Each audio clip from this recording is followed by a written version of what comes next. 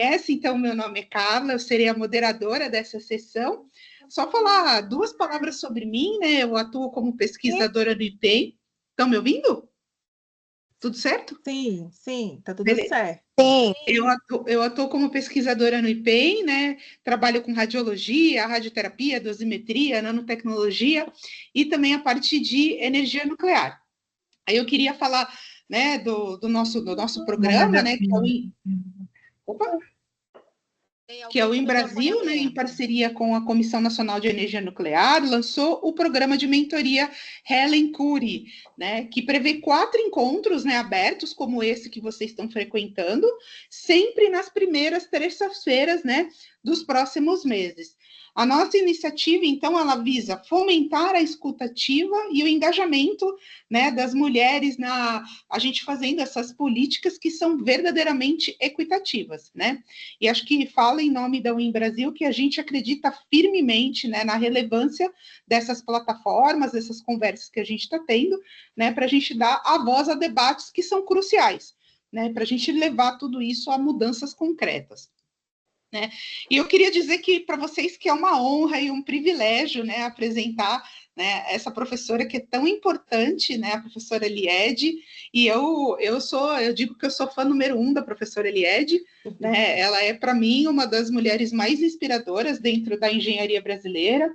Ela é engenheira civil de formação, com mestrado e doutorado na Poli USP, né? E ela fez várias pesquisas em diversos lugares do mundo, né? Mais aprofundado assim na Suíça, né? E a professora Eliede é livre docente desde 2001, né? E professora titular da Poli, né? Da USP desde 2006. Gente, se a gente falar do currículo da professora Eliede, a gente vai ficar aqui a noite toda, porque é um currículo maravilhoso, né? A professora Eliede, ela tem um pioneirismo na área de engenharia, ela foi a primeira mulher a liderar o departamento de engenharia de transporte da Poli por 7 anos, né? Depois foi a primeira diretora da Poli e também ocupou, né, a posição da diretoria do IPT, foi quando eu tive o privilégio de conhecer a professora, né? O IPT, para quem não sabe, é o Instituto de Pesquisas Tecnológicas aqui do estado de São Paulo, que fica localizado dentro da USP. Né? A professora Eliette é uma das poucas mulheres membros titulares da Academia Nacional de Engenharia, né? E ela participa de diversos conselhos de alta relevância, como ELINEC, não sei se é assim, professora, que fala, lá em Portugal, né? O Conselho Superior de Inovação e Competitividade da Fiesp e o Comitê de Conhecimento do INSPER. Então, a presença da professora é um privilégio para nós, ela é um testemunho de liderança, inovação, compromisso com o avanço científico e tecnológico do nosso país. Aí, sem se estender mais, eu passo a palavra para a professora e agradeço em nome da UIN, da CENEM e do programa Ellen Curry. Obrigada pelo convite. Vocês estão me ouvindo? Estamos sim, professora. Ótimo, obrigada pela presença de vocês. É uma honra esse convite, um programa com o nome da professora Helen Cury, para mim é uma satisfação enorme, né? Poder estar aqui participando com vocês para discutir um pouco o papel que as mulheres têm exercido e a questão de liderança, principalmente na área que a gente atua, que é a STEM. Então, obrigada por todas que estão aqui à noite, né? A Adélia que já passa da meia-noite, está em Viena e está aqui conosco, então é uma grande satisfação. Muito obrigada. Eu vou falar um pouco de igualdade de gênero, que é um dos 17 ODS, né, Objetivos de Desenvolvimento Sustentáveis da ONU, que foram estabelecidos em 2015 para a gente atingir em 2030. Só faltam 5 anos para chegar lá, já se passaram 10, e eu acho que ainda tem coisa feita, a gente tem que ver a parte do copo, né? Da água no copo, mas a gente também precisa ver o ar que tem ainda dentro desse copo, tem muita água para colocar ainda dentro desse copo para a gente chegar em igualdade de gênero. Então, eu vou mostrar alguns números pautados aí nesse pensamento da igualdade de gênero. Antes de mais nada, eu gostaria de falar sobre equidade e igualdade, né? Então, a gente sempre fala em igualdade de gênero, mas a gente tem que lembrar que igualdade é como se a gente tivesse todo mundo partindo do mesmo patamar. Mas se a gente tem subrepresentações, a gente não fala mais em minoria, né? Mas se a gente tiver subrepresentações de alguns conjuntos, como das mulheres, por exemplo, que a gente está tratando hoje, se elas estão subrepresentadas, a gente dar a mesma oportunidade não quer dizer que ela possa chegar e alcançar rapidamente a mesma coisa que os homens hoje têm alcançado, né? Então, eu acho mais justo, embora a gente diga nos ODSs igualdade de gênero, é falar em equidade, porque equidade é a gente poder balancear essas diferenças, entender essas diferenças, né, de oportunidades, tentar compensar algumas diferenças para que as pessoas possam todas, ao mesmo tempo, terem as oportunidades de alcançarem por si, né, pelo seu esforço, pelo seu talento, mas que a gente possa fazer esse equilíbrio. Quando, no momento que nós tivermos tudo já muito mais equilibrado para as oportunidades, aí sim a gente pode ir para uma igualdade de oportunidades, né? Porque aí tá muito mais equilibrado. Então, eu acho que é interessante a gente fazer essa reflexão sobre igualdade e a equidade de gênero. Eu trago alguns números para a gente depois poder conversar, inclusive, né? Existem esses relatórios, são muito interessantes em termos de indicadores que eles trazem. Então, tem uma métrica, né, que eles usam para medir esse Global Gender Gap, e esse daqui é o relatório de 24, deve estar para sair agora, nesse mês de 25, em geral sai mais ou menos nessa época, e ele traz aí, olhando mais de 140 países, como que está o equilíbrio de mulheres e homens, né, desses dois segmentos. Então, eles usam 4 subíndices, só que em cada um desses subíndices existem vários e vários indicadores. Muito bem, é a participação, a oportunidade e a participação na economia, né? A educação que ela conseguiu obter, né? A questão de saúde e o bem-estar, né? E a expectativa de vida e o empoderamento político. Então, eles usam esses 4 grandes conjuntos e é a partir daí que a gente pode fazer alguma discussão a respeito. Muito bem. Aqui, eu sei que está pequeno, não sei se vocês conseguem todas ler, então foram 146 países nesse levantamento 2000 até final de 2023, publicado em 2024. Então, vejam que existe aí um índice médio, né, todas essas nações. Se as mulheres tivessem algum índice, o índice 100%, significaria que ela está empatada com os homens naquele quesito. A média desses 4 grandes conjuntos que a gente falou, na média, no mundo, as mulheres têm esse indicador aí, 68,5%. Ou seja, se os homens são 100, as mulheres estão nos 68,5%, ou seja, falta, né, para poder chegar lá. 31,5% pelo menos tá faltando aí. Ou seja, ela está mais ou menos nessa trajetória em 2/3 do caminho para poder. A gente aqui está falando em igualdade, nem estamos falando em equidade. Muito bem. Vamos ver aí esses subconjuntos, né? A sua participação na economia, né? E as oportunidades que ela tem de fazer essa participação. 60,5, é muito baixo, né? Então, as mulheres trabalham, mas quando, por exemplo, chegou a pandemia, as mulheres foram quase que as primeiras aí elencadas para perderem o emprego, né? Então, e ficaram oneradas com muitos outros trabalhos também não remunerados. Então, a participação das mulheres na economia, de uma maneira geral no mundo, ainda tem muito que andar. Na parte educacional, as mulheres já têm um indicador muito melhor e está aí quase 95%. Ou seja, as mulheres estudam naqueles países que permitem, né? Há países que não permitem o estudo ou desincentivam brutalmente isso. Quanto à saúde, né, e as questões de sobrevivência em si, de bem-estar e também de expectativa de vida, ela está também muito próxima dos homens, um pouco abaixo, mas ainda muito próximo.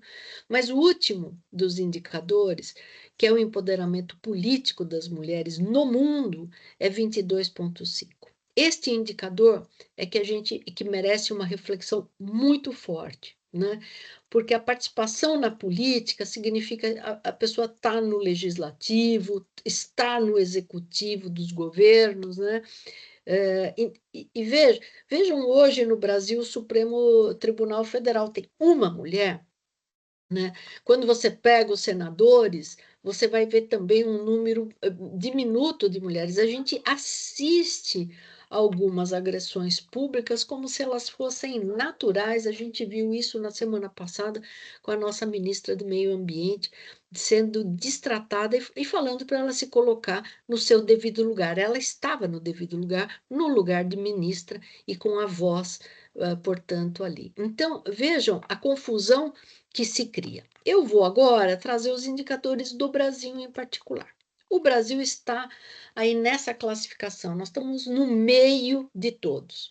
Ou seja, a nossa classificação não é muito alvissareira, né? Então, não é das melhores que a gente poderia desejar. O nosso indicador aí da média geral é 71,6%, não é maravilhoso, está um pouco só acima da média mundial. A participação na economia das mulheres é 67%, ou seja, 2/3, né? Ainda falta muito de oportunidades para as mulheres realmente terem uma participação efetiva na economia. No ponto de vista de acesso à educação, a gente está bem nesse indicador, que puxou inclusive a nossa classificação, a média geral para cima, e também na saúde. E no empoderamento político, a gente ainda tem muito que andar. A gente está aí até um pouquinho abaixo da média mundial. Ou seja, tem muito que se fazer no Brasil nesse sentido. Muito bem.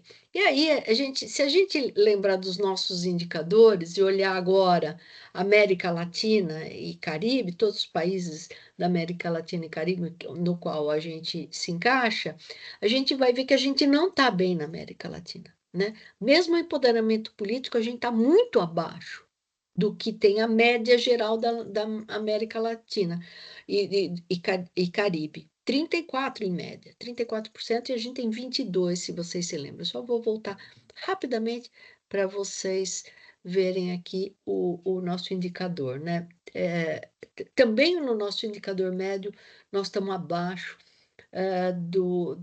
da média aí da América Latina. Então, é preocupante. Ou seja, a gente tem grupos conscientes, fazendo movimentos muito interessantes, esses movimentos sólidos que a gente faz. O programa Helen Cury já é uma manifestação dessa, né, de organização que a gente tem. Mesmo assim, a gente, na América Latina, nós estamos abaixo da média do nosso continente. Então, indicadores um pouco melhor que os nossos são os europeus, né? E mesmo na América do Norte, a gente não pode esquecer que agora tem mudanças muito substanciais, pelo menos nos Estados Unidos. México não, e o Canadá também não, mas os Estados Unidos sim, então a gente não sabe como que vai refletir nesses indicadores daqui 2, 3 anos. Muito bem, o que eu queria aqui mostrar é quantos anos a gente precisa, se for nessa toada aí dos últimos anos, quantos anos a gente precisa para essa igualdade de oportunidades? Muito bem. Veja que, do ponto de vista de saúde, está muito próximo, educação, uns 20 anos, né, faz aí, com essa equação, eles chegaram nesses anos que precisa para a igualdade. Agora, eu gostaria de destacar um número aqui em particular, que é o empoderamento político.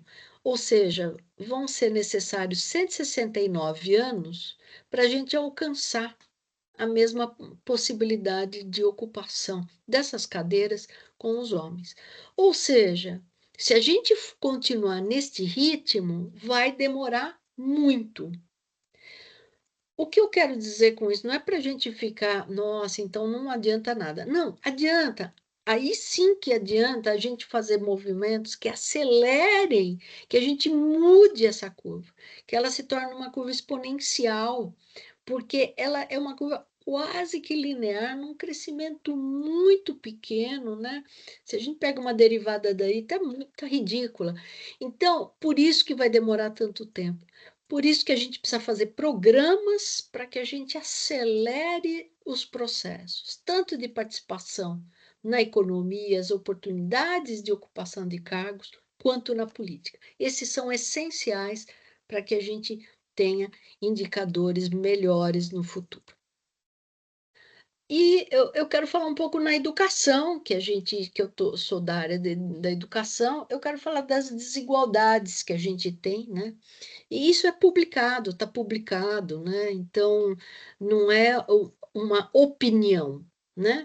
Porque você tem opiniões, mas quando você está balizado em números, ou seja, os números dizem, né? A gente analisa, mas eles dizem por si.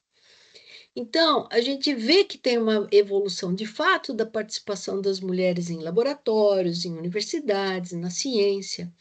A gente vê pelos dados do MEC, dados há 6 anos atrás, 2019, 55% das pessoas que ingressavam no ensino superior eram mulheres, né?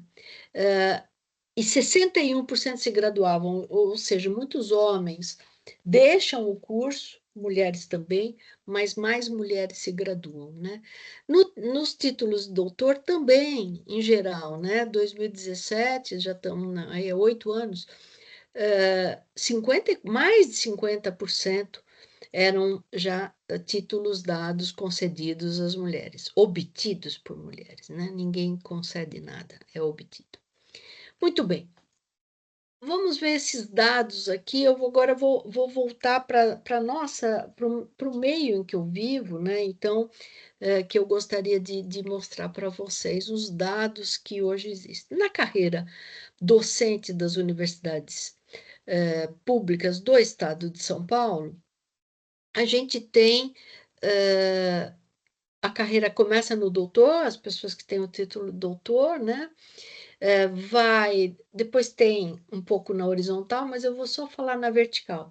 Tem o associado é aquele que faz livre docência, e depois tem o titular, é aquele que faz o concurso de titular. Então, vocês vejam que, para o doutor, as mulheres já estão abaixo dos homens. Então, tem mais homens doutores nas universidades do que mulheres. A gente viu que tem mais mulheres tituladas hoje em dia do que homens, mas mesmo assim você tem mais homens doutores do que mulheres contratadas doutoras. Associado, você começa a ver um gap maior, então 40 para 60%. Ou seja, quando começam a se titular, mais homens estão se titulando do que as mulheres. E os titulares, aí o negócio inverte mesmo, né? Inverte não, continua naquela mesma tendência, mas o gap é maior ainda, né? 70% de homens e 29% de mulheres. Então, assim, 30% de mulheres. A gente vê que com a evolução da carreira, as mulheres parece que não estão chegando no mesmo patamar de entrada. Ou elas não vão para esses outros patamares, ou ainda são muito jovens. Há várias análises que a gente pode fazer, inclusive de idade, e essa de idade eu ainda não consegui pegar os dados para entender se daqui uns anos elas tendem a estar lá em cima. Então, a gente vai ver os últimos anos e é bem interessante o número. Bom, aqui nós pegamos os dados das universidades públicas do estado de São Paulo, sejam as estaduais como as federais. Então, a gente tem aí a UFABC, a UFSCar, a Unifesp de federais, tem a Unesp, a Unicamp e a USP. Então, a gente vê aí que em todas a gente percebe essa mesma tendência, exceto na Unifesp, que está muito mais aí, tem uma força muito grande na área de saúde, e na área de saúde tem um equilíbrio um pouquinho melhor. Bom, vamos lá. Aqui são os dados da minha casa, da USP, e a gente vê aqui os dados de 2023, então mais ou menos um terço de mulheres e quase um pouquinho mais de um terço e quase 2/3 de homens. Eu trouxe esses dados para a gente ver desde 2015 como que está. Vejam que a gente tem um patamar, né? Então está sempre lá no 37, 38, né? E os homens mais ou menos 61, 62. Então, é preocupante quando a gente vê um período de 8 anos, não há uma mudança nessas contratações, pelo menos, que as pessoas possam se equilibrar. Vamos ver mais dados. A carreira docente dentro da USP, a gente tem aqui várias mulheres, né? O vermelhinho e o azulzinho são os homens. Tem um ingresso maior de mulheres? Tem. Mas o que acontece? Aqui tem uma certa inversão depois da pandemia, né? E aqui a gente vê também, né, Deixa eu só tirar daqui. O feminino, né, aqui, e aqui o masculino. Mas vamos ver as outras carreiras, né? E travou. Travou o meu. Professora, qualquer coisa, compartilha de novo qualquer coisa. Tá, eu vou descompartilhar e compartilhar de novo. Ah, agora foi. Ah, foi. Foi. Talvez o dado seja muito pesado. Aqui nos associados, né, a gente vê aí as mulheres subindo, mas eu queria mostrar os titulares. Então, nos titulares, a gente vê um acréscimo de mulheres, de fato, nos últimos anos, né? Mas a gente vê que o gap está se mantendo, tá vendo? O gap está se mantendo. Então, você tem um aumento de titulação, mas a diferença ela vai se mantendo, tá? Então, é interessante esse gráfico. O que eu procurei destacar aqui, os professores doutores, você tem 42% de mulheres, 58% de homens. Titulares, 29 e 71, a gente já tinha visto esse número, mas eu quis destacar um período bem curto agora, de 22 a 24, para a gente saber como que estão essas tendências. Vejam que é um indicador interessante. A gente tem aqui um crescente de mulheres. Então, as mulheres começaram a fazer mais os concursos, foram lá fazer o concurso de titular e muitas ascenderam, né? Então, é interessante ver esse movimento. É um movimento, quanto mais você está discutindo e coloca isso claramente entre as mulheres, elas também se sentem apoiadas para poder fazer um concurso. Na carreira empresária, o que a gente vê é assim, os dados aqui de entrada, né? Aqui a gente está separando não só por gênero, mas também por cor, né? Então, tem os homens brancos, os homens... Quando eles falam color, aqui eles têm os pretos, pardos, indígenas também aí, no caso, e os asiáticos, tá?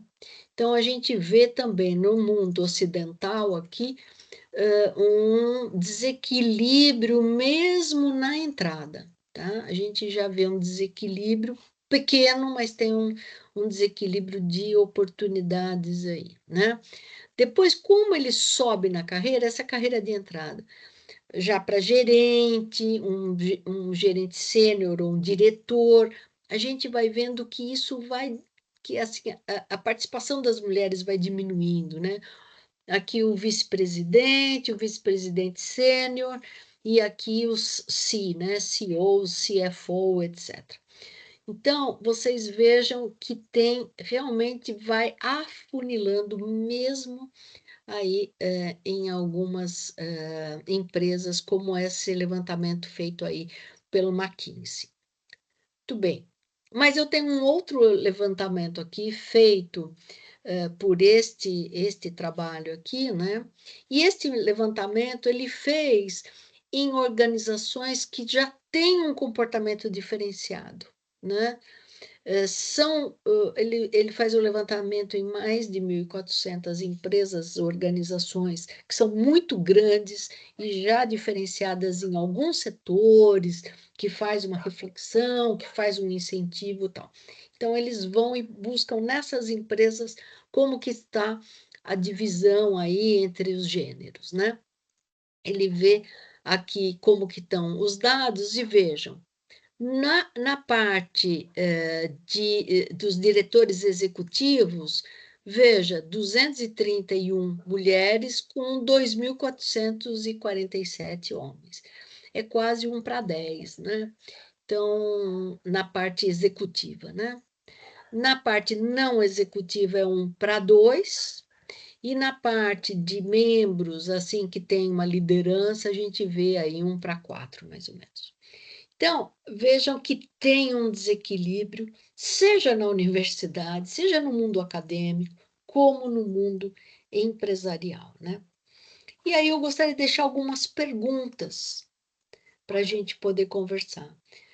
As mulheres são menos ambiciosas, é por isso que elas não ascendem na carreira? As mulheres sabem dizer não para algumas solicitações profissionais que não a promovam, por exemplo, né?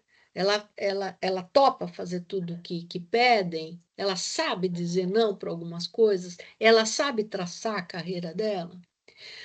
E as mulheres, aí é uma pergunta também, elas querem ser líderes? Eu só não pus a interrogação, mas as mulheres querem ser líderes? Então, são perguntas para a gente poder conversar um pouco. Eu só trago aqui um número para a gente poder entender um pouquinho desse nosso mundo, a ambição profissional das mulheres. Vejam que nesse programa que McKinsey fez, né, de buscar dados, eles olham aqui, né, também como as pessoas veem as carreiras como importante. Vejam que homens e mulheres veem a carreira, esses são os homens, essas são as mulheres, né? O cinza, o homem, a laranja, a mulher. Vejam que as pessoas veem a carreira com importância, né? Elas veem importância na carreira. E, ao mesmo tempo, interesse em ser promovido, né? Para um nível superior. Ou seja, também a gente vê aqui esse anseio muito similar entre homens e mulheres. Então, esse desenho muito lindo dessa Marina Sade, né, que tem essa escada aqui com as mulheres sentadas estudando, trabalhando, e um homem lá em cima. Achei sensacional esse desenho. E algumas ideias aqui, né, para construir economias futuras que são dinâmicas e inclusivas, a gente deve garantir que todos tenham oportunidades iguais, tentando lembrar naquela questão de igualdade e equidade. Quando mulheres não são integradas, tanto como beneficiárias ou como formadoras, a comunidade perde, todo mundo perde, não são só as mulheres, porque ele perde em habilidades, em ideias, em perspectivas que são pontos críticos para a gente enfrentar os desafios globais, e a gente está num momento de emergência climática, emergência desse planeta. Precisa pensar em One Health, que são as pessoas, os animais, o planeta com sua vegetação, com a água, com o meio ambiente total. Ou seja, e aproveitar essas novas oportunidades que a gente tem de participação de todos. Lembrando aqui que para a gente atingir a equidade é um processo sempre contínuo, né?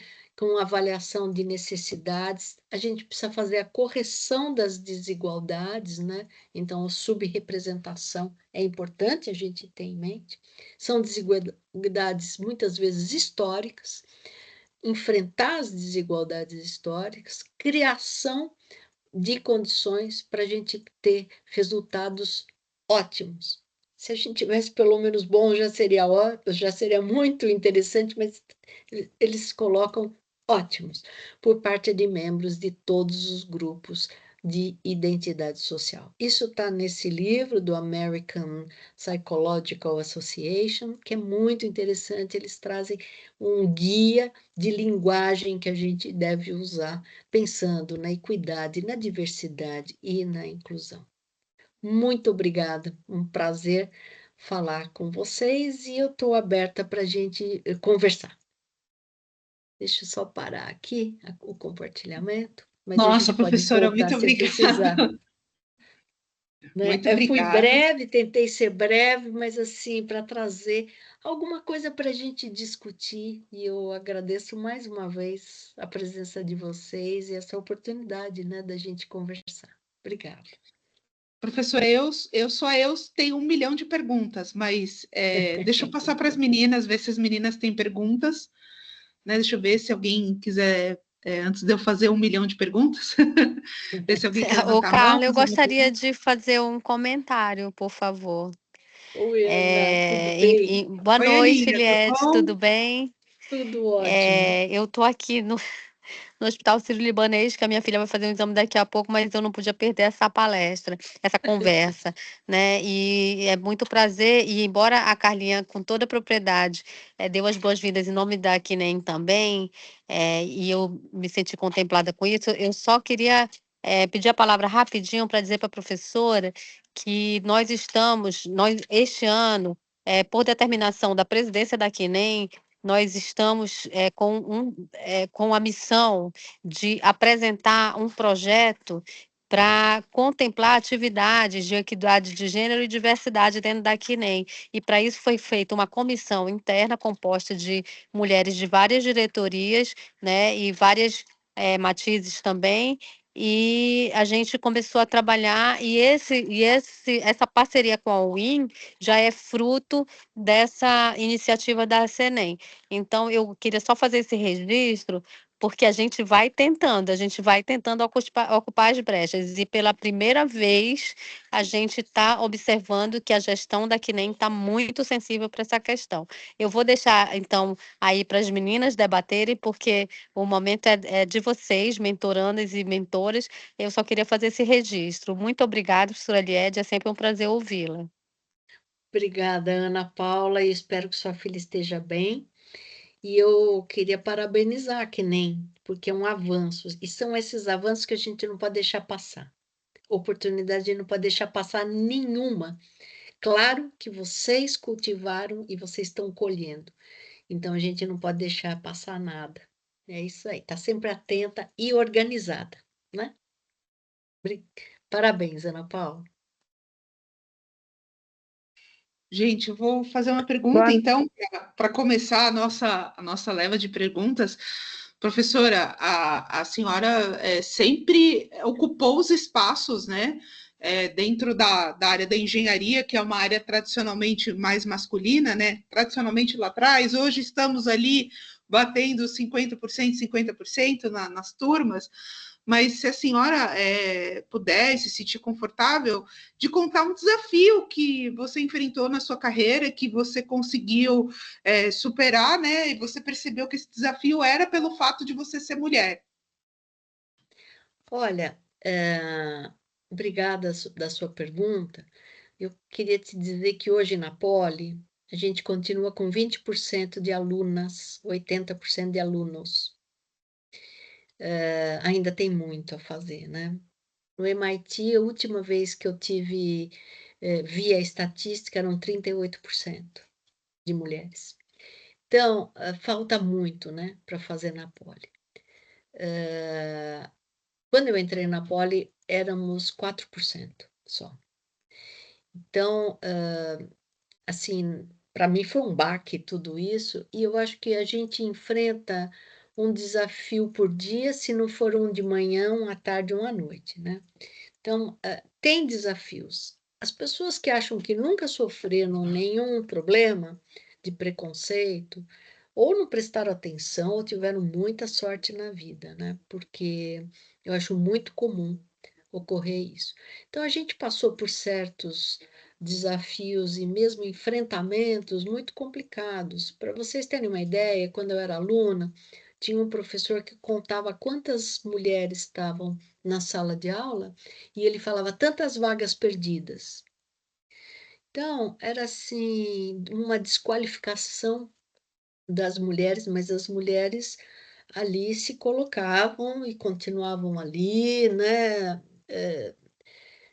Era muito difícil. Os nossos colegas, eu não tenho o que reclamar, eles eram pessoas muito cordiais com a gente, mas eles também não enfrentavam esse tipo de coisa, no sentido de dizer, puxa, não é assim, né? Então, eles nos tratavam sempre bem, sempre muito cordiais, mas também não enfrentavam, vamos dizer, esse status quo, né?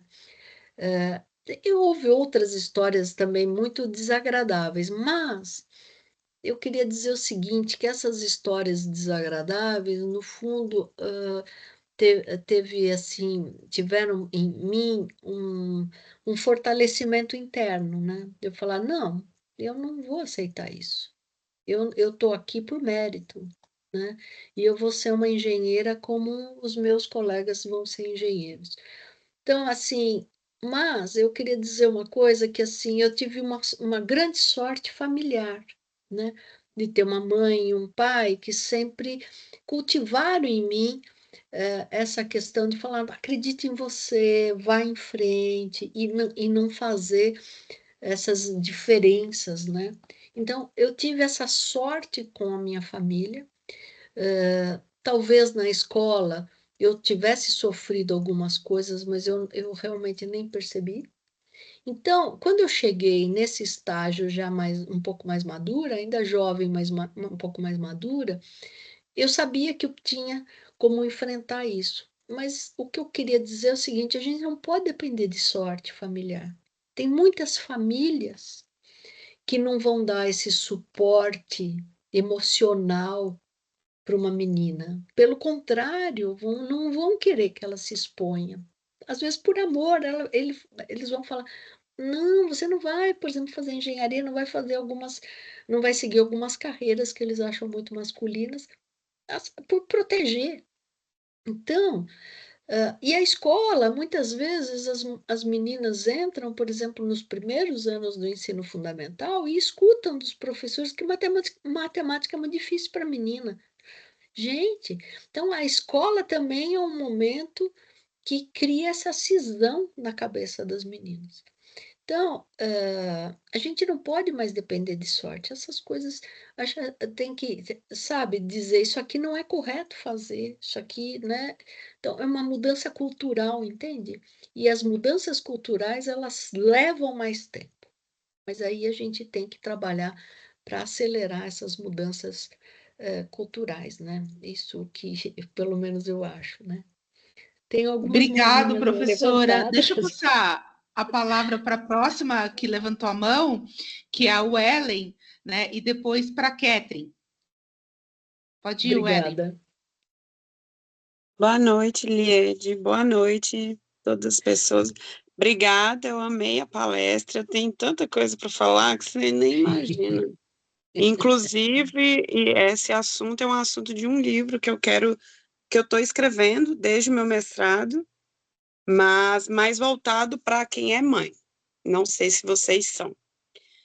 Então, assim, essa questão é bem delicada para mim. Tudo que você falou aí, especialmente a questão da estrutura familiar. Não são todas as mulheres, todas as meninas que vão ter essa sorte. Eu não tive. Então, quando eu virei para minha mãe e falei que eu queria fazer física, ela não me apoiou. Inclusive, na minha formatura, ela não queria ir, porque ela falou assim: você vai fazer física, vai viver de quê? Então, assim, ela virou para mim e falou: você é inteligente o suficiente para você fazer uma engenharia. Então, para que você vai gastar seu tempo fazendo física? E hoje, eu no doutorado, ela ainda me vê da mesma forma que ela via, tipo, uns 10 anos atrás. E ainda teve um precursor aí no meio, que foi eu engravidei no mestrado, enfrentei inúmeros olhares. Assim, você não imagina o que eu enfrentei no mestrado em física grávida. Você não imagina. Na academia. Já teve de professora falar que eu era burra. Ah, mas você não podia ter esperado passar no concurso? Já teve, assim, coisas assim que nem cabem aqui falar. Então, eu saí desse meio familiar, onde a minha mãe não enxerga o meio acadêmico como uma coisa séria. Então, até hoje, a minha mãe acha, na cabeça dela, não só minha mãe, muitas pessoas, né? Elas acham assim, especialmente mulheres que estão na academia, fazendo mestrado, doutorado, ninguém olha para a gente e vê isso como um trabalho sério. A gente tem que, nossa, tem que lutar muito, tem que conversar muito, tem que mostrar muito. Além da gente se provar muito, a gente tem que provar para o outro que o que a gente está fazendo é muito sério.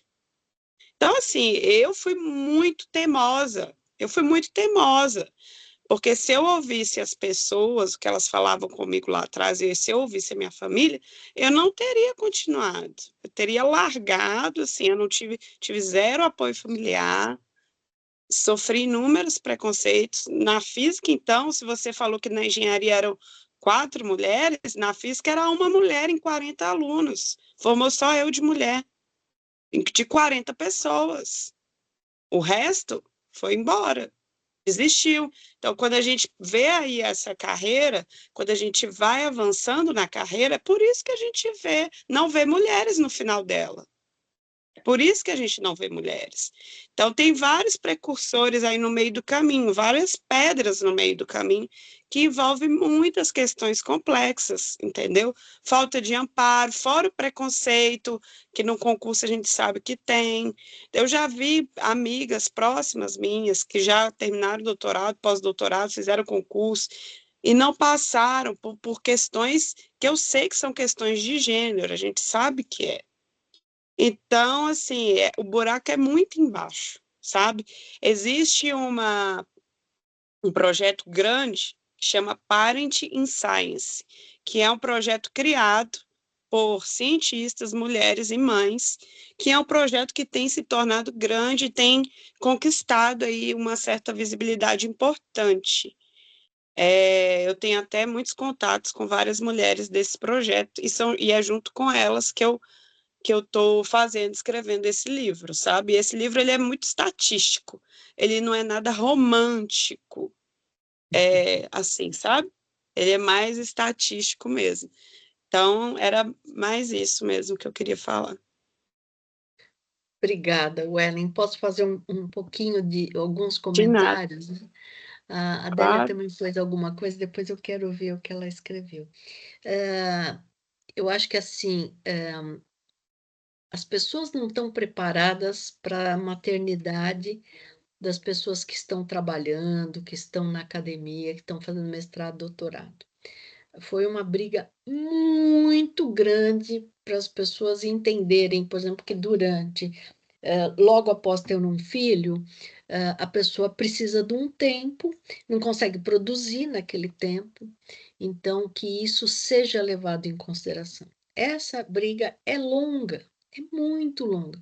Hoje, quando você olha na FAPESP que ela pergunta, né, se a pessoa é mãe, se está cuidando de criança, etc. e tal, para levar isso em consideração, isso foi conseguido agora, muito recentemente, tá? Isso foi uma luta muito grande.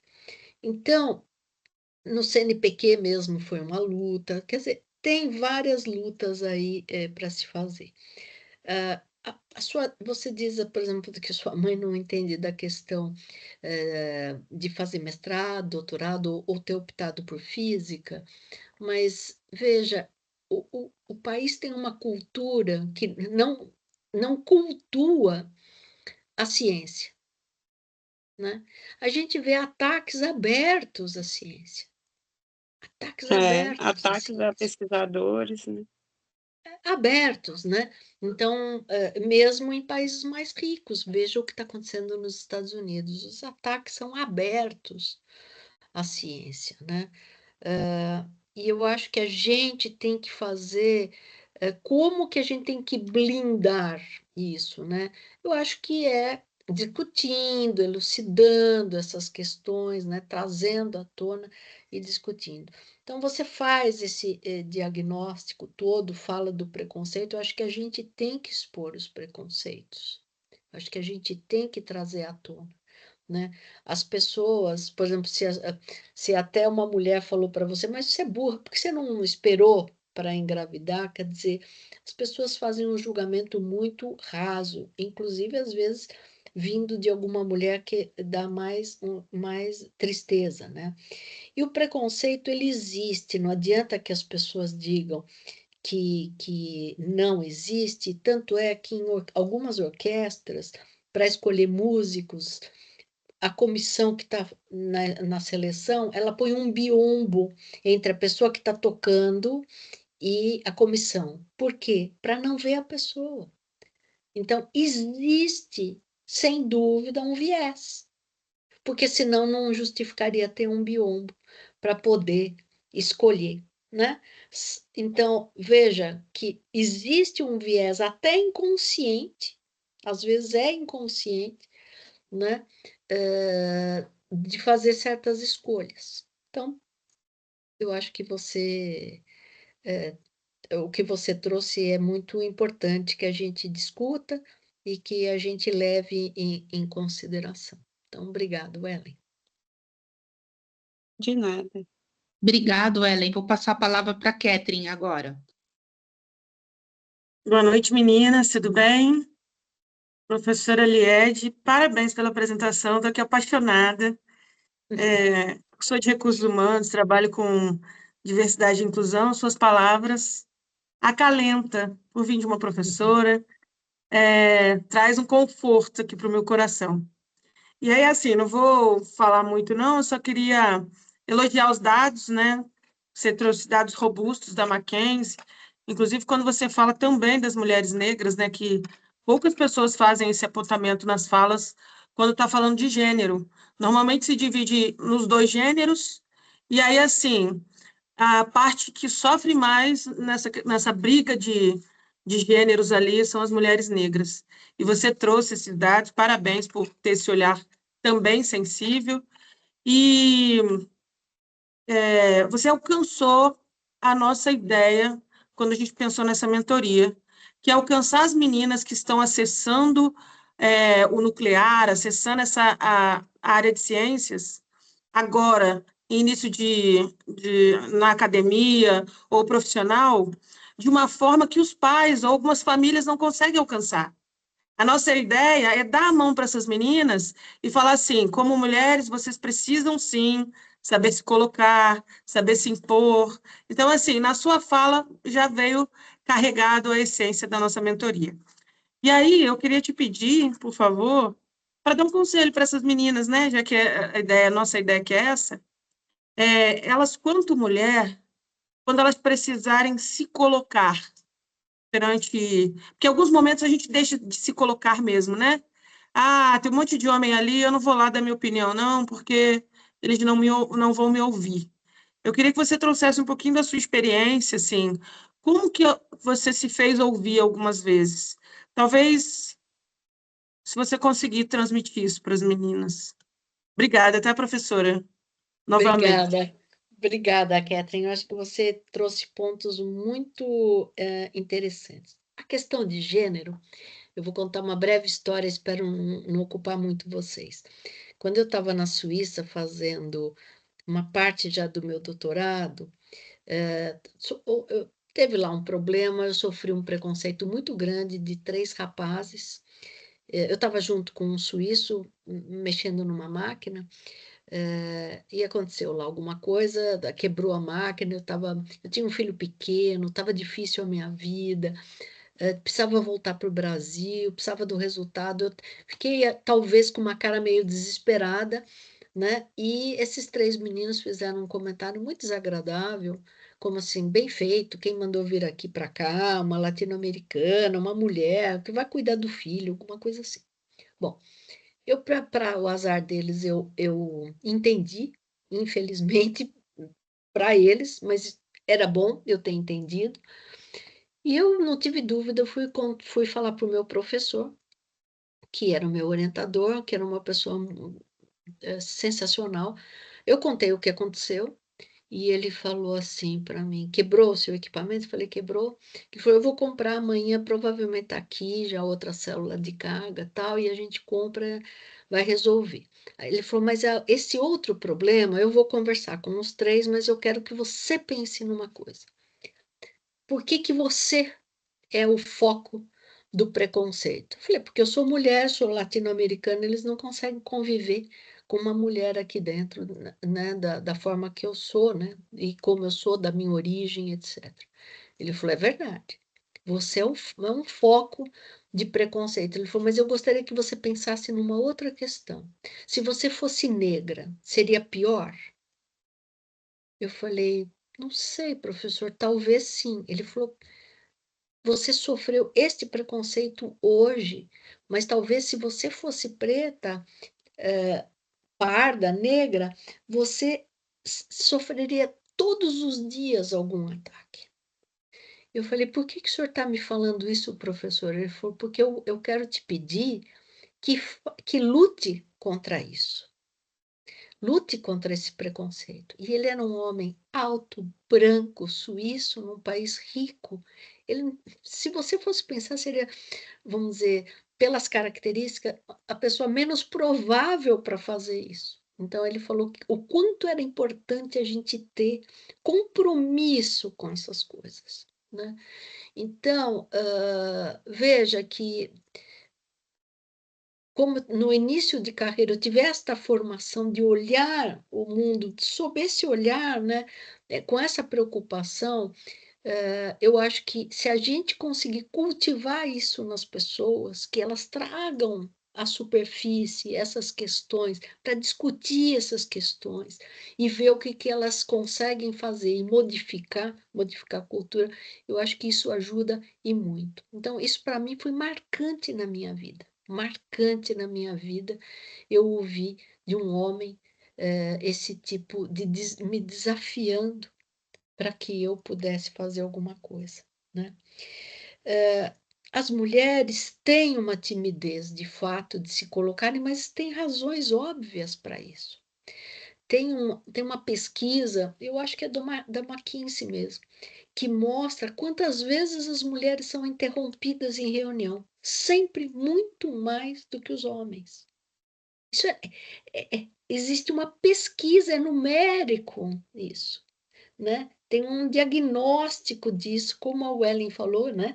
Tem estatística, não é uma opinião, né? São números. Então, as mulheres são mais interrompidas em reunião.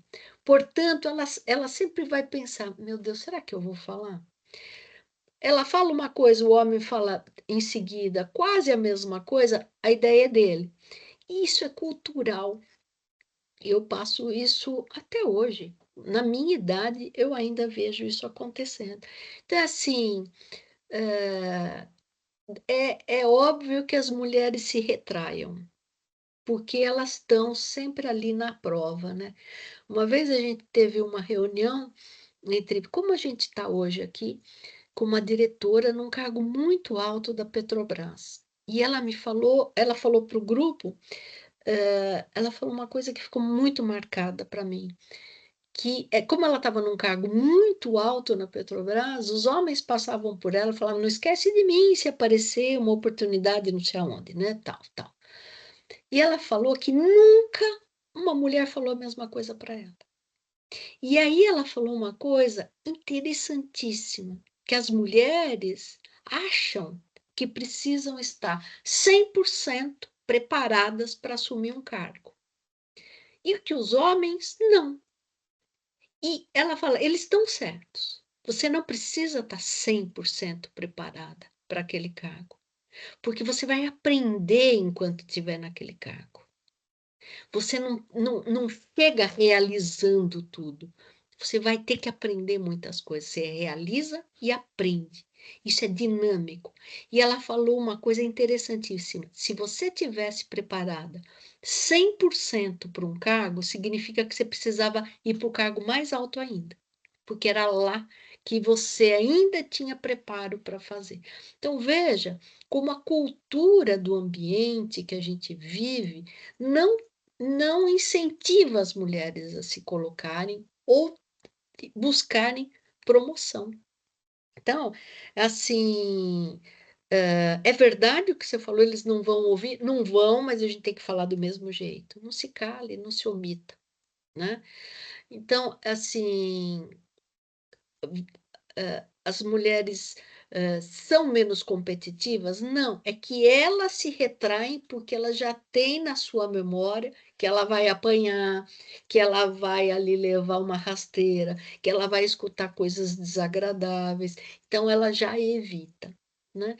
Mas essa mudança cultural de ambiente é muito importante para que a gente promova que as mulheres possam ter essas oportunidades e que elas se encorajem para poder ter, né? Acho que a Ana tem que sair.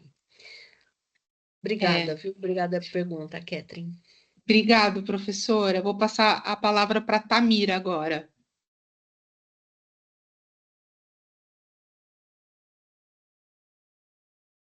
Me ouvem?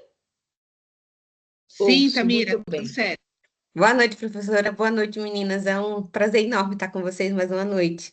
Professora, eu fiquei muito curiosa para saber se a senhora tem algum dado sobre as diferenças regionais, porque eu sou de Maceió, né? Pelo meu sotaque todo mundo já sabe. Que eu sou da parte lá de cima. Não, porque as diferenças culturais. Vocês falam que é pesado, mas lá em cima é mais pesado. É um pouquinho mais puxado. Essas questões de gênero são muito mais marcadas, principalmente socialmente. Então, assim, por exemplo, eu não posso, é uma coisa que é mais por defesa mesmo, mas eu não consigo dizer quem eu sou em qualquer lugar, entende? Porque os olhares me atravessam. Entendeu? Eu não posso dizer, eu sou doutoranda em metrologia e tecnologia. O olhar é que, primeiro, é um ET pela academia, porque tá no doutorado, é uma pessoa que é diferente. Primeiro é um ET pela academia, depois é um ET por ser mulher, e depois é um ET por ser uma mulher negra. Então, são os 3 ou 4 olhares diferentes que a gente toma e é aqueles olhares que nos atravessam, porque às vezes a pessoa nem fala nada, mas é só aquela cara desconcertada de estar, sabe? De não saber mais o que falar. Porque se eu disser, quando eu digo assim, eu sou professora. Você é professora de quê? Eu sou professora de curso técnico. Ai, que legal, você ensina o quê? Radiologia. Tá ótimo. Não sou ET, mas se eu disser que eu sou doutoranda, eu viro. Mesmo, na mesma hora. Tamira, eu acho que eu entendo que você fale que no Nordeste, também no Norte, eu acho que talvez Centro-Oeste, não sei, é mais pesado. Por isso que a gente estabeleceu, quando no nosso laboratório, no nosso grupo, que as pessoas que tenham preconceito, que guardem para si, mas que estava simplesmente proibido que as pessoas trouxessem à tona seus preconceitos, sejam de gênero, seja de cor, seja de regionalismo, da origem, o que for. Então, a gente falava isso seriamente, né, com as pessoas, e as pessoas entendiam que esse era o lema. A gente tem que pôr um lema. Isto aqui não é aceito. Ponto, né?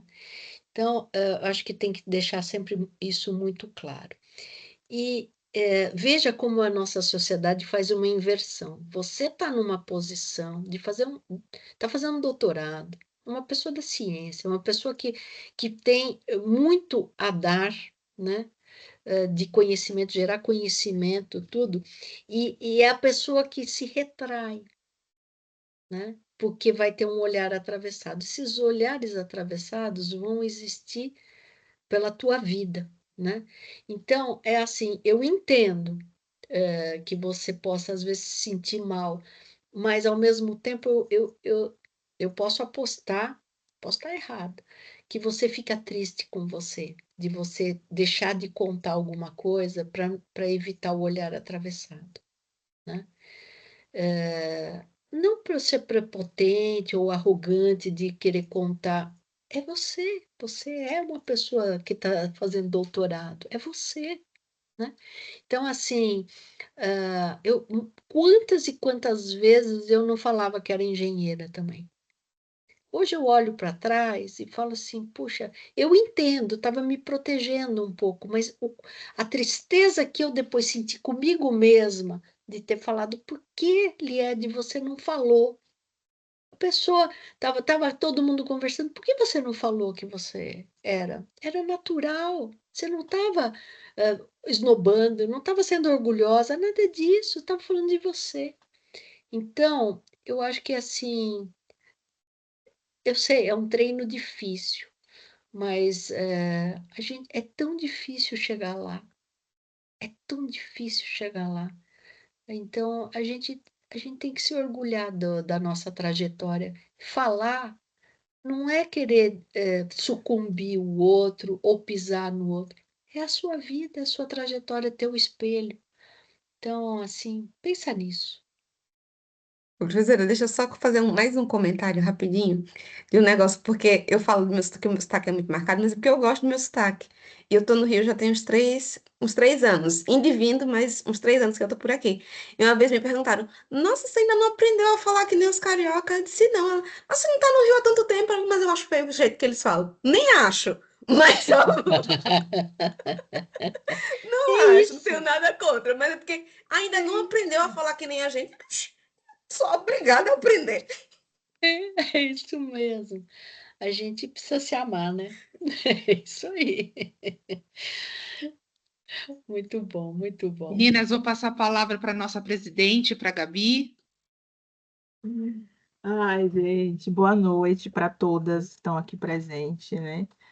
Seria bom até que os homens do grupo participassem, né? A gente coloca lá, mas tem alguns membros, né? Homens, mas acaba que não participam. E esse momento também é uma troca para eles participarem, para eles aprenderem, né?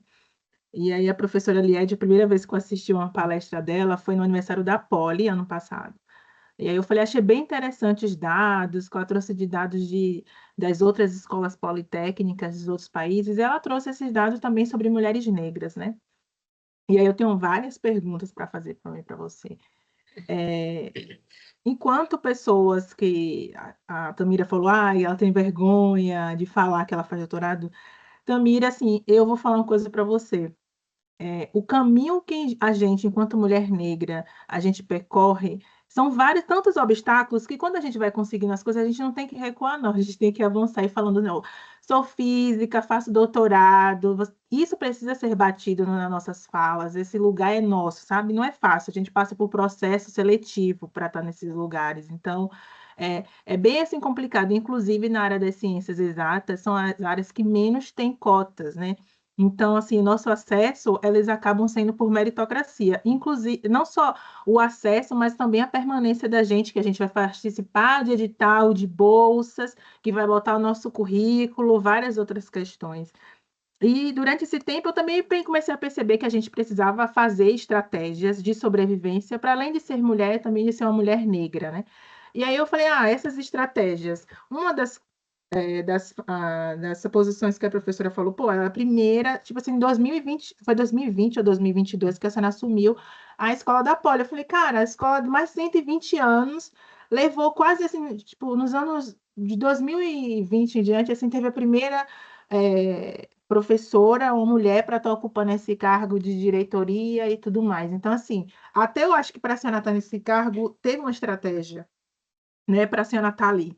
Então, queria que a senhora contasse um pouco para a gente sobre essa estratégia e falar também que a gente, enquanto mulheres, assim, enquanto mulher, a gente também precisa criar estratégia para a gente colocar mulheres nos espaços. E a professora trouxe um exemplo, assim, falou sobre o que o professor dela falou, sobre essa questão das mulheres negras também, se você fosse uma mulher negra, né?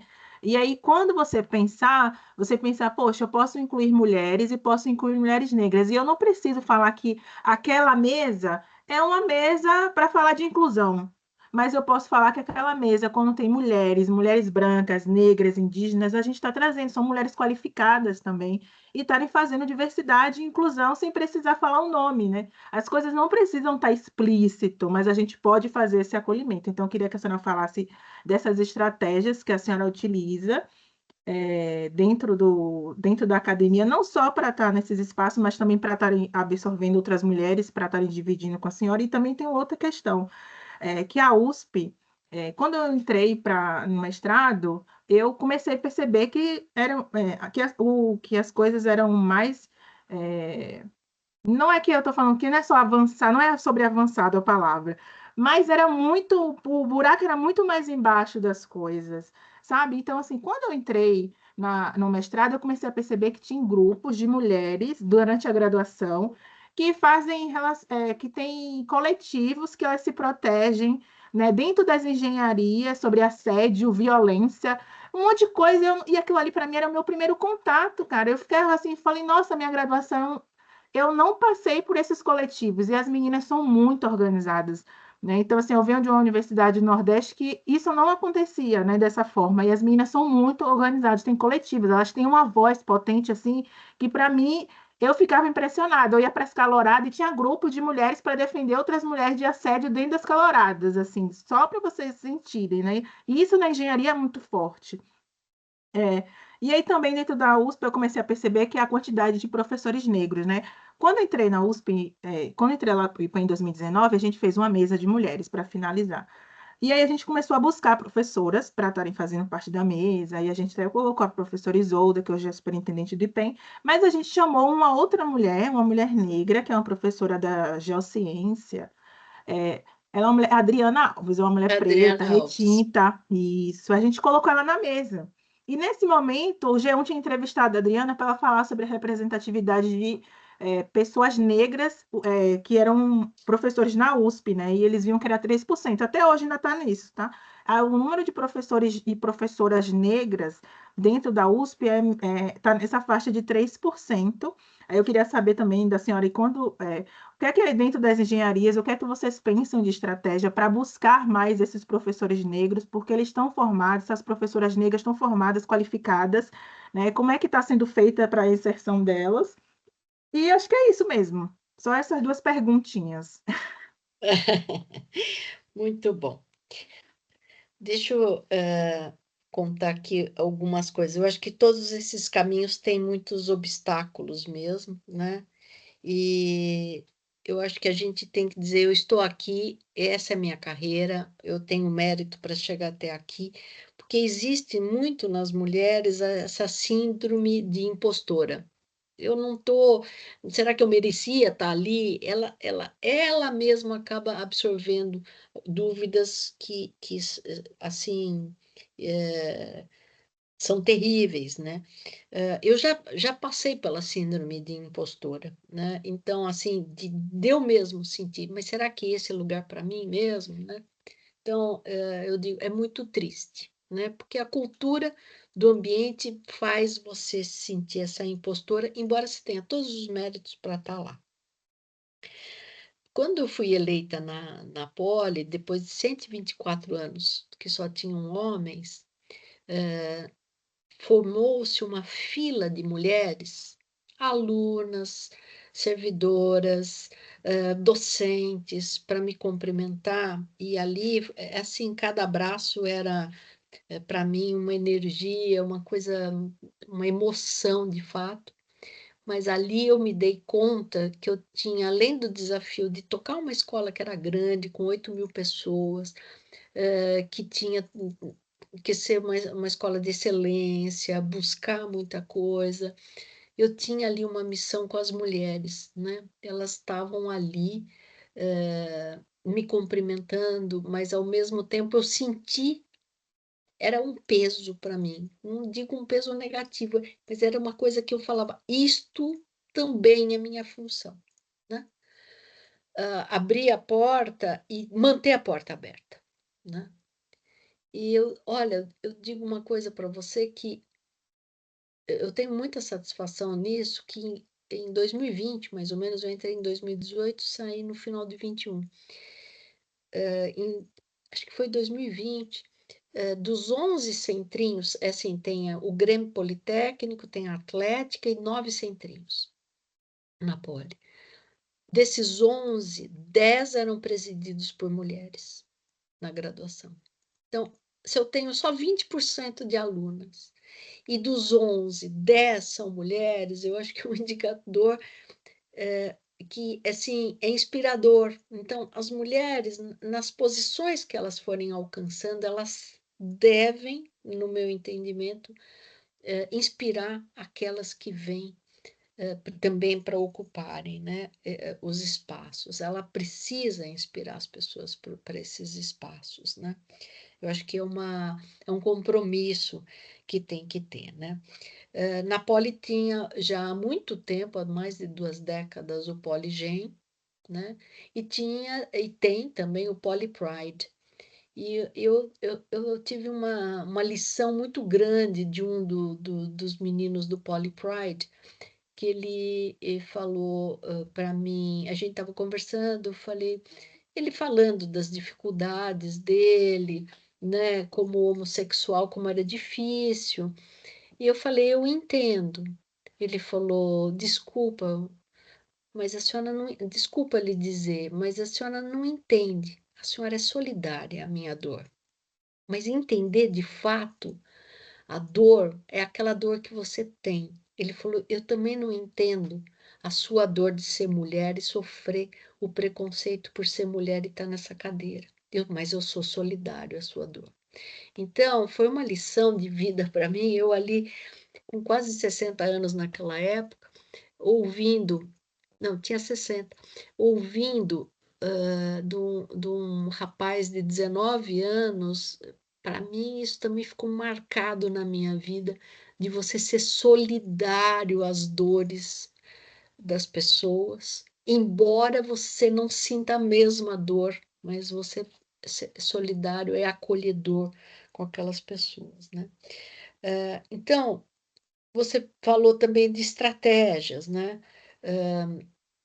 A gente fez algumas coisas, trazer as meninas dos colégios para conhecer a Poli, incentivar a participar de hackathon só de menina. Fizemos algumas coisas. Mas se você me perguntar se eu voltasse lá atrás, em 2018, se eu faria tudo igual, eu diria não. Porque ao sair, que eu pensei o quanto mais eu poderia ter feito. Porque aí você identifica movimentos que você pode fazer e que mudam a vida de alguém, que pode ajudar uma pessoa, pode colaborar de fato, pode atrair uma pessoa para aquela área, você pode tornar a vida dela mais acolhedora naquele ambiente. Então, há, há processos que a gente pode acelerar mais nessas mudanças, e se eu voltasse atrás, faria outras coisas complementares às que eu fiz e promovi, sem dúvida, sem dúvida. Porque hoje eu vejo com outros olhos. Aquilo para mim era uma batalha diária, o que eu vou fazer, como que mais. Mas hoje você pode fazer profissionalmente isso, né? Ter pessoas que promovam isso, né? Pessoas que entendem, né, de recursos humanos para lidar com essas dores e com essas diferenças e atrair mais mulheres para a academia e para o que a gente faz. Então, eu acho que assim, essa organização que vocês estão fazendo é maravilhosa. As pessoas têm a oportunidade de discutir, eu tenho certeza que ela é multiplicativa, porque ela é multiplicadora, porque cada uma de vocês leva para uma outra pessoa, conversa o assunto. Isso muda, isso é que muda a cultura. E vão ter outras iniciativas. Então, eu acho que isso são estratégias de fato. Estratégia pessoal, para eu ter chegado, eu achava que tinha que fazer isso e gostava do que eu fazia. Então, assim, a gente precisa gostar do que faz, né? E colocar amor naquilo que faz, né? É isso. Então, assim, e a gente falar, não, eu posso, por que não, né? A gente batalhar contra esse sentimento da síndrome de impostora. A gente precisa batalhar e sempre estar atenta se a gente está sentindo que essa síndrome, a gente tem que reagir. Obrigada, viu? Obrigada da sua organização, Ana, e desse convite maravilhoso. Muito obrigada. Obrigado, professora. Eu vou passar agora a palavra para a Bruna e depois para a Adélia, que é a nossa última da noite. Legal. Boa noite a todas. Estão me ouvindo? Estamos sim. Professora Liede, não é isso? Parabéns, apresentação excelente, né? Eu sou Bruna, eu sou uma paulistana que está aqui em Recife, vizinha de Tamira, que aqui, né? Ela falou que é de Alagoas, né? Então, estamos aqui meio que vizinhas aqui no Nordeste, né? E uma pergunta que eu pensei desde o início e eu vi que ela foi muito linkada com algumas coisas que já foram ditas pela Catherine, né? Pela Ana também, e assim, me fez lembrar algumas coisas. Por exemplo, acho que aqui a Camila Engler, eu conheci pessoalmente, se eu não me engano, acho que a Camila, se ela estiver por aí, o ano passado teve um evento aqui em Recife, internacional, que foi o Simpósio Reprolan. Eu acho que a Camila estava presente, eu vi a imagem dela assim, eu acho que ela estava presente, e foi organizado pela professora Helen, né? E aí, nesse meio tempo, em outubro, só para vocês entenderem o porquê dessa pergunta, né? Em outubro, a gente teve uma conversa, estava estreitando os meus laços com a professora Helen Cury, né? Aqui em Recife. E a gente teve uma conversa e ela me deu muitos conselhos. Esses conselhos que a gente está recebendo para a vida e para a carreira. Uma pena que ela nos deixou, né? E a gente perdeu a oportunidade de aprender muito mais com ela. Mas a professora Helen, por exemplo, que também chegou, né, em posições de destaque, tinha muitas, né, obrigações e muitas coisas, ela me passou essa imagem de uma mulher muito incisiva. Então, aquilo que ela queria, aquilo que ela defendia, ela era muito incisiva mesmo, né? E eu trabalhei com ela e a gente percebeu isso. Mas eu não tive a oportunidade de perguntar para ela, infelizmente, a partir de que momento ela pôde ter essa posição, né? Por quê? Porque, assim, eu estou na academia há 6 anos nessa parte de pós, né? Então, agora eu estou no último ano do doutorado e lá no departamento, né, de energia nuclear, onde a professora Helen ensinava e trabalhava. E, assim, a gente percebe que dentro da academia existe um pouco desse mundo corporativo. Quem já trabalhou também no mundo corporativo, eu também já trabalhei, a gente sabe que existe isso dentro da academia. É algo que me cansa em muitos momentos, eu me sinto cansada, porque eu também tenho essa característica de ser incisiva nas coisas. E a minha orientadora mesmo, que não era a professora Helen, é outra professora, ela já me ajudou muito, meio que assim, a me enquadrar, vamos dizer assim, em algumas situações para que eu não me prejudicasse.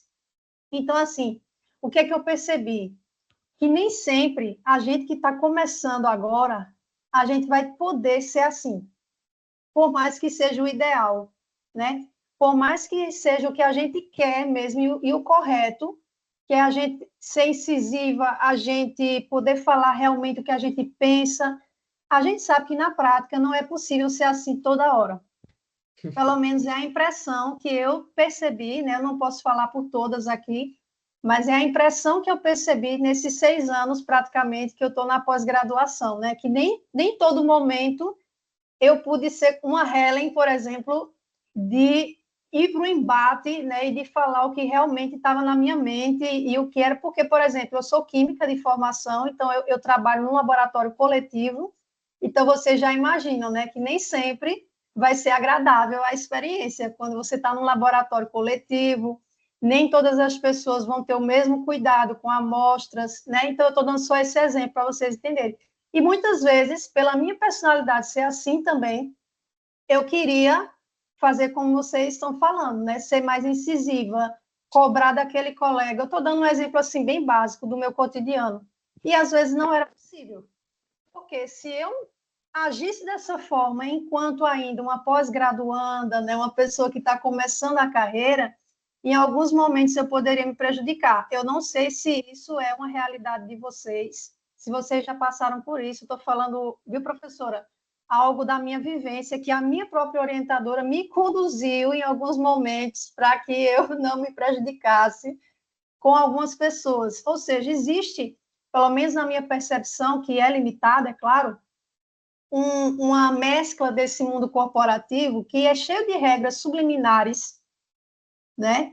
É cheio de porquês, de coisas que a gente pode falar, que a gente não pode falar, que como até a professora Helen me deu umas dicas, né? Olha, assim, assim, até de se vestir e tudo mais. Ó, a Tamira concordando aí, né? Então, assim, professora Liede, o que eu queria saber da senhora, né, é o seguinte: eu concordo plenamente que a gente deve, sim, buscar cada vez mais a nossa posição, né, de fala, nosso lugar, mas não esquecendo dessas questões relativas que existem, a partir de que momento a gente poderia, ou a senhora sentiu, vamos dizer, na sua experiência, uma liberdade maior para agir dessa forma mais incisiva, de lutar, de se posicionar, lembrando dessas questões delicadas que eu coloquei aqui, né? Que enquanto a gente está se formando, a gente não tem um lugar, a gente não tem um emprego fixo, né? A gente não é concursada ainda. A gente sabe que existem muitas coisas que não são boas, né? São tristes realidades. Existem perseguições, né? Existem professores que perseguem aqueles alunos que se posicionam. Eu já passei por isso. Eu já passei. Já cheguei a ser prejudicada em alguns momentos por ser muito incisiva, por me colocar, até para defender um colega, uma colega. Eu já tive que defender tive assim, né? Porque foi o que eu senti que era certo. E eu defendi uma situação que eu passei, eu defendi uma colega trans que estava na turma, uma coisa absurda que uma professora disse para ela durante a aula, né? E ela não teve coragem, entendeu? Ela se calou e eu não aguentei, eu realmente não aguentei. E aí essa professora me perseguiu por um tempo, me prejudicou de todas as maneiras que ela pôde me prejudicar. E aí é onde entra essa pergunta, sabe, professora? E se eu continuasse sendo incisiva, e se eu continuasse batendo, né?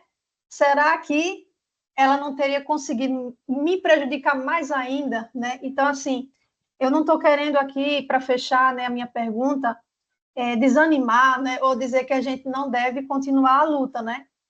É tanto que, por mais que ela tentou atrapalhar meu caminho, eu continuei, estou aqui terminando o doutorado, né? Mas, assim, em que momento a gente deve ter essa sabedoria, ou a senhora percebeu que a gente pode ter uma liberdade maior para a gente realmente falar o que pensa, sem se prejudicar tanto, né? E o que a senhora percebeu aí na sua experiência, na sua maturidade, se realmente a senhora tem essa visão de que o corporativismo existe na academia de alguma forma, que a gente não vai conseguir se livrar dele 100%, né? E como é que a mulher se porta diante disso? Será que, por exemplo, estou colocando algumas ideias, né? Será que a mulher que se veste da maneira X, né? É uma pergunta que eu faço para vocês pensarem, né? Se eu não vou afirmar, né? Porque eu não posso afirmar para o Brasil inteiro. Mas me vestir da maneira X, me apresentar da maneira X, será que eu sou mais bem ouvida, né? Será que como seria essa questão? Não sei se deu para entender, professora, o que eu quero trazer, porque eu tentei unir o que a professora me passou com o que eu vivi, com o que as pessoas estão falando aqui, né? Porque eu não posso, como eu disse, eu não posso representar a experiência de todas, né? Mas eu, lógico, é assim, vou levar para a vida toda os conselhos que a professora Helen me deu, um privilégio ter ouvido dela pessoalmente, né? Mas eu sempre peguei esses conselhos nesse pouco tempo e tentei aplicar de uma forma possível dentro da minha realidade, até porque a professora Helen veio de uma realidade, né? De uma época, e eu estou em outra realidade, em outra época, né? Então é isso, assim, o que é que a senhora poderia nos falar sobre isso? Obrigada, Bruna. É uma pergunta muito difícil, né? Porque são experiências próprias. Cada um tem sua experiência, né? Então, às vezes, não dá para você se pautar na experiência de alguém e tentar viver uma experiência que você não teve, né? Então, assim, eu acho que vale a pena ser incisivo por diversas vezes. Há batalhas que eu prefiro não comprar até hoje, e aquelas que eu prefiro comprar. Então, assim, eu não consigo comprar todas, eu escolho as batalhas. Dá vontade de brigar por todas? Dá, mas a gente precisa escolher, porque eu tenho energia limitada. Ser incisiva, mas eu diria firme, né? Firme, porém educada, sem alterar a voz, né? Então, é difícil, mas eu acho que é bom, porque isso assusta. Quando você é firme, é compreensivo, mas você rebate, né? Você fala calmamente, desconcerta a pessoa, desconcerta. Então, vale a pena ser incisivo? Vale, mas eu prefiro dessa forma, sabe? Por dentro você quer matar o outro, mas não pode transparecer, senão fica aquela voz, ela é nervosa, sabe aquelas coisas? Não sei, né? Então, mas essa foi uma forma de sobrevivência que eu arrumei. Eu acho que não existe uma fórmula igual para todo mundo, né? Tem um corporativismo? Tem, sim. Na academia tem, né? E eu acho você, por exemplo, corajosa, de você esticar a mão para alguém, né? No sentido de dizer alguma coisa que achou indevida, né? Eu acho que isso é muito, muito legal, muito legal. Claro que você comprou uma briga para você, mas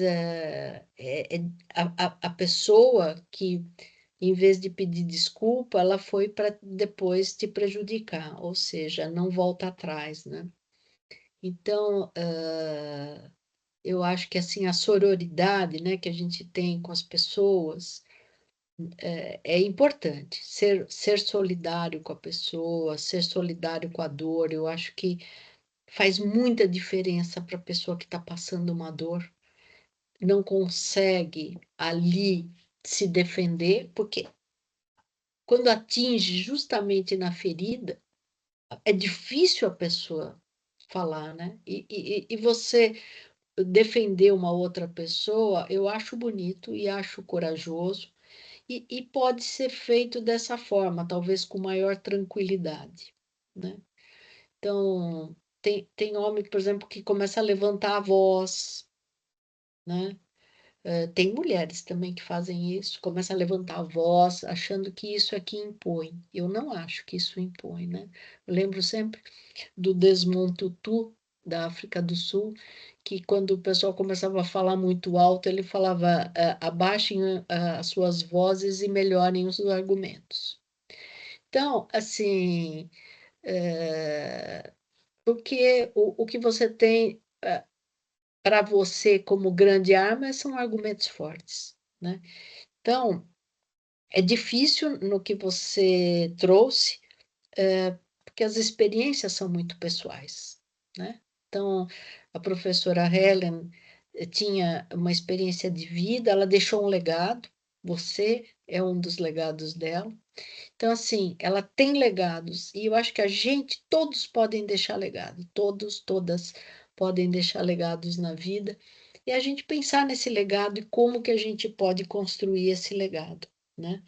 Então, era isso que eu queria dizer. Eu acho que vale a pena a gente ser incisivo, mas quanto mais jovem, mais difícil. Eu entendo isso também. Isso vai se construindo com o tempo, essa maturidade vai se construindo, mas é a mesma coisa que eu disse anteriormente. Se você não falasse, por exemplo, em defesa, né, da pessoa que estava sendo prejudicada, você não se sentiria mal com você mesmo de não ter feito. Então, é legal a gente conseguir fazer, né? Você pode sair desgastado, cansado, mas não chateado consigo mesmo. Né? Então, há formas e formas de se fazer, né? Há muitas formas de se fazer. Então, eu fui sempre cultivando a serenidade e a tranquilidade para poder. E isso, na verdade, é um grande enfrentamento. É uma Obrigado, experiência professora. pessoal, né? Obrigada, professora. Eu vou passar a palavra para a Adélia. Adélia, é só pedir para você ser breve. Eu sei que está tarde aí, né? Está Eu só pedi muito que tarde para a Adélia, muito, gente. você ser um pouquinho breve, porque a gente já chegou no horário da professora Liege. Adélia, você está travando para caramba. E você está sem microfone. Abre o seu microfone. Você é fantástica, obrigada pela sua apresentação, você é ótima, não podia perder. E para as meninas, a Ellen disse que a mãe não aceita ela ser física. Deixa eu te falar, o pior que isso é você ser física, e alguém, quando você fala sou física, a pessoa te pergunta, educação física? Eu falo, eu faço ginástica mental todos os dias. Essa era a minha resposta. A melhor resposta que tinha. Por 3 vezes, alguém falou aí de ser retratada. Eu sou da mesma época da Helen, tá? A gente foi amiga. Eu ouvi 3 vezes, em 3 entrevistas, que eu fui até o final da entrevista, da seleção, e eu ouvi, seu currículo é maravilhoso, mas infelizmente você é mulher.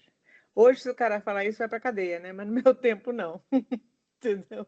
Então, eu ouvi isso por 3 vezes. E no meu mestrado, um dos professores vira para mim e fala assim, tinha 500 homens, óbvio, 16 rapazes e 2 meninas na cadeira. Eu deixei a mais difícil, de 15 créditos, para fazer no final, né? E só estava fazendo ela, não podia ser reprovada. Então, eu deixei, quando eu entrei na sala, ele virou para mim e falou assim, você é física? Você não vai conseguir acompanhar o meu curso. Eu falei, bem, agora eu só tenho uma alternativa, né? Como alguém falou de ser incisiva, aí eu falei, agora eu tenho que ser, né? Eu falei, bem, professor, qual é a sua formação? Eu sabia que ele era físico. Ele falou, física? Eu falei, bem, professor, se o senhor consegue dar cadeira, eu acho que eu vou conseguir acompanhar. Ótimo. O que eu podia falar naquela altura? Amém. Ou desisto do meu mestrado, que eu não ia desistir, que eu estava acabando. Eu falei, eu falo. E fui. Ele tentou me reprovar por vários meios. Não conseguiu, graças a Deus. Mas tem hora que você tem que ser, né? Eu falei assim, então, o obstáculo não existe, você ultrapassa. Vai ter sempre na vida, sempre vai ter um obstáculo na tua vida. Entendeu? Então, se é uma pedra, você chuta, se é uma montanha, você ultrapassa. Entendeu? É assim. E vai em frente, vai em frente. Ninguém pode te fazer desistir do teu sonho, tá? E outra coisa que uma coisa que eu li aqui na Inglaterra, num lugar, não me lembro aonde, mas eu coloquei até no meu naquele livro Mulheres Nucleares que me convidaram para escrever um capítulo dele, eu coloquei Nothing is impossible. The name itself says I am possible. Eu estou deixando aqui para vocês, tá? Muito bom. Tá? É muito importante. E nunca saia seja o mais correta com você possível, sempre. Porque quando você acorda de manhã, você olha no espelho e você tem que gostar daquela pessoa que está lá. É muito importante. Gostar e respeitar. Né? Isso é muito importante. Então, é só isso que eu queria falar para vocês. Lied, parabéns de novo. Você amo. E o meu marido é fãzoca do teu marido. É verdade. Ai, e meninas, Adélia, parabéns pela organização. É só o que a gente pode falar. Vão em frente. Vão em frente que o mundo é de vocês. Adélia, muito obrigada. Eu sei que é madrugada para você. Que prazer vê-la. Prazer E, é meu. e o que você falou é maravilhoso, né? Eu até anotei, se tiver uma pedra, você chuta, se tiver uma montanha, você ultrapassa. Ultrapassa. É muito É. interessante. Você não desiste, né? Não Não desiste. desiste. Entendeu? Vai em frente. Muito Nunca legal deixe suas ninguém te pôr palavras. para baixo. Se respeita. Vai em frente. Isso, é isso. Gente, antes da Não se gente arrependa. finalizar, eu ia pedir Não tô para ouvindo vocês nada. todas, se vocês podem abrir a câmera, quem se sentir confortável, quem puder, só para eu bater uma foto, um print da nossa sala. Então, assim, são 3 salas aqui para mim. Eu não sei quem está numa sala e na outra, então sorriam a hora que eu falar, que aí todo mundo vai sair sorrindo no print. Então, vou fazer o primeiro print, todo mundo sorri. Sorriam e segurem o sorriso. Segura o sorriso. Primeiro print. Peraí, o primeiro foi, vamos lá. Aí, agora eu estou indo para a segunda tela. O segundo print, gente, todo mundo sorri. Aí, o segundo foi. Deixa eu colar aqui. E, por último, o terceiro print da última tela. Por favor, todo mundo sorri. Pronto, pessoal. Ficou linda a foto. Pronto, tá tudo certo. Deixa eu voltar aqui na primeira tela para ver vocês, a professora Eliede. Professora, quero agradecer imensamente pela sua fala, foi muito bom, agradecer as meninas pela participação, né, que a gente segue construindo juntas, né, para melhorar toda essa situação e ter essas ideias maravilhosas que apareceram aqui hoje. Eu queria dizer que a Gestão Diversidade e Inclusão agradece também a Senem, né, que é nossa parceira no Ellen Curry Mentorship, né? Dizer que essa gravação estará disponível no nosso canal do YouTube, da Win Brasil, e pedir para vocês seguirem a gente nas redes sociais. Se vocês digitarem Win Brasil no Instagram, no LinkedIn, no Facebook, no YouTube, vai aparecer os nossos canais, né? E agradeço a todas por estarem aqui tão tarde, principalmente a Adélia, que está lá super tarde, né? E muito obrigada, professora Eliede. Obrigada a todas pela Tchau, presença. meninas. Todas que estão começando. Obrigada, Tchau, Tchau, meninas. meninas. Tchau. Tchau. Força, Tchau, tchau. professora. Tchau. Tchau. Tchau. Tchau, tchau.